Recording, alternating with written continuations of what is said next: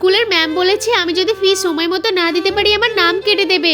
আরে সমস্ত টাকা তো আমি আমার জমির কাজেই লাগিয়ে ফেলেছি, এখন তো আমার কাছে টাকা পয়সা নেই। ঠিক আছে বাবা, তাহলে আমি স্কুলে চলে যাচ্ছি।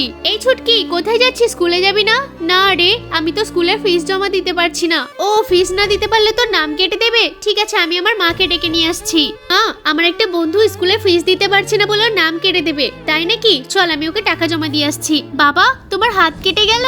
তাড়াহুড়ো করতে গেছি, হাতটা কেটে গেছে। কি রে, বস্তিখানে এবাকে কেন নিয়ে আসলি? মা, এটাই তো আমার বন্ধু হয়। কি রে, তুই গরিব ভিখারিদের সাথে বন্ধুত্ব করিস? বন্ধুত্ব এমন জনের সাথে করবি যে আমাদের সাহায্য করতে পারে। নিজেদের হাত পা কেটে বসে আছে, ওরা আবার আমাদের কি সাহায্য করবে? বাবার হাত কেটে গেছে, আমি আমার বই বিক্রি করে বাবার জন্য ওষুধ কিনে নিয়ে আসবো, নয়তো বাবাই ব্যথায় ছটপট করবে সারা রাত। কিরে, তোর সমস্ত বইগুলো কোথায় গেল?